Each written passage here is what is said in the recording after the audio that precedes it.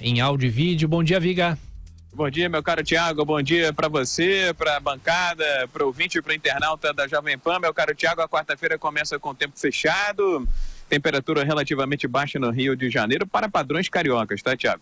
Na casa dos 20 graus neste momento. Tiago, você lembra que na semana passada a gente falou muito sobre um caso de extrema repercussão, o assassinato de uma corretora de imóveis na Barra da Tijuca, ao lado do filho dela, menor de idade, foi executada por um homem com vários tiros. Pois bem, esse homem depois descobriu-se que era primo do ex-marido, ela e o ex-marido brigavam na justiça e ele se entregou, o suposto executor, essa madrugada em Volta Redonda, no sul do estado do Rio de Janeiro. Foi trazido aqui para o Rio de Janeiro para a delegacia responsável por esse inquérito, a da Barra da Tijuca. E lá chegou acompanhado dos advogados, o assassino, o suposto executor, Paulo Pereira Barros, e permaneceu calado, permaneceu em silêncio. Meu caro Tiago, ouvintes internautas da Jovem Pan, trata-se de uma quarta-feira com muitas operações da polícia aqui na cidade, na região metropolitana, na Baixada Fluminense e no interior do estado. Estamos falando também de Maricá e Angra dos Reis já para o sul do estado. Na Baixada, por exemplo,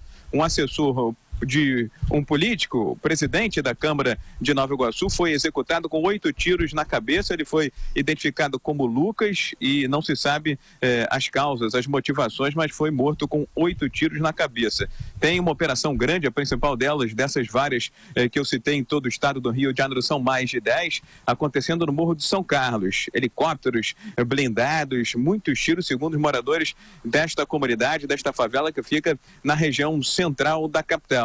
Pelo menos 13 pessoas já foram presas de um total de 30 que estão sendo procuradas. Ali há uma ligação, uma conexão muito forte entre uma facção criminosa aqui do Rio de Janeiro, o Terceiro Comando Puro, com a principal facção criminosa de São Paulo, eu diria até do Brasil, o PCC. Ali eram articuladas ações dos criminosos para tentarem dominar, controlar o tráfico de drogas em outras favelas, inclusive na comunidade da Rocinha. Hoje tem mais operação aqui no Rio de Janeiro do que cirurgia nos hospitais do Crivella, viu, meu caro Tiago? O Viga, aliás, o PCC, como a gente sabe que começou aqui em São Paulo, podia mudar de sigla para PCSPIRJ, né? Porque não é possível.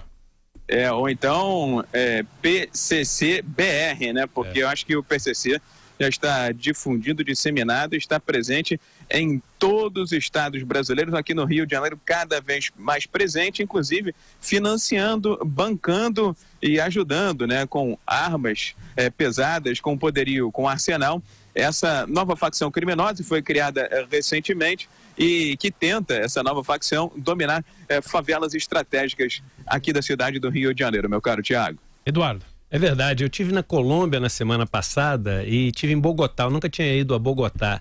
E é impressionante, a cidade que já foi uma das cidades mais perigosas do mundo, todos se lembram, né, por causa do Pablo Escobar. Hoje ela passa uma sensação de segurança total, as pessoas andando nas ruas até altas horas da noite, indo de um lugar para o outro sem o menor medo, seja de carro ou a pé, ou seja, dá para fazer. Dá para fazer. O que não dá para fazer é com o desastre de governos que a gente tem sucedendo-se um ao outro no Rio de Janeiro. E o problema, quando a gente vê o Sérgio Cabral sendo acusado pela 25ª vez, como eu falei, deveria poder pedir música no pátio do presídio, ser acusado 25 vezes. E na 25ª, o cara tem um desvio de 78 milhões, só com esse valor aí você conseguiria mudar completamente a realidade da polícia no Rio de Janeiro. Augusto, uma vez a gente até gravou uma conversa nossa falando que você viveu várias fases do Rio de Janeiro, né? Eu vivi em 68, voltei para lá nos anos 80, depois nos anos 90 e depois a cada década eu via a deterioração se agravando nesse campo, até que agora o Rio de Janeiro. Eu até ia perguntar para o Viga se ele vai votar em alguém para castigá-lo. Por exemplo.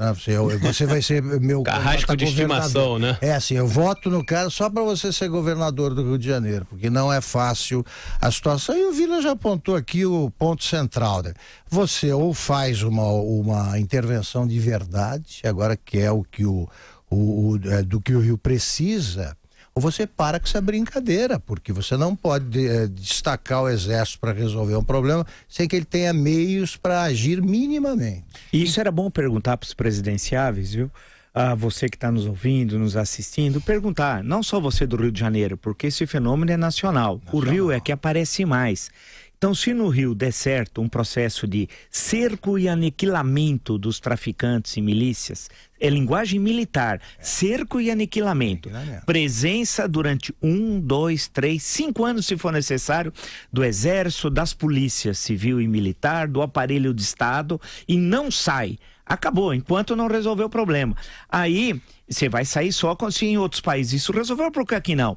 É possível, só que aqui tem características especiais. É evidente, questões topográficas, histórias da cidade e tal.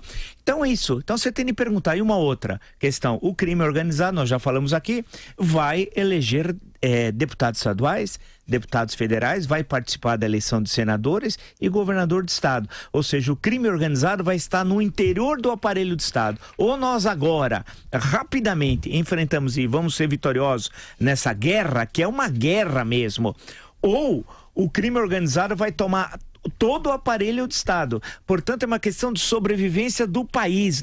É uma situação grave. Não é vir um falastrão e usar uma frase de efeito. Não caia nessa. Exige autoridades e candidatos responsáveis. Ou seja, que numa situação como essa, fala, olha, eu sou contra a intervenção. Mas contra por quê? Porque ela foi pouco, não foi feita da forma adequada? Você quer mais intervenção? Eu, por exemplo, já disse aqui, externei desde o primeiro dia, que a intervenção seria no executivo estadual, como determina os artigos 33, 32, 33, 34 da Constituição. Mas o presidente da República teve medo, é um medroso, e o governador é do mesmo partido que ele. Foi mal feito. Significa acabar a intervenção? Não, tem de completá-la. E como é para completar?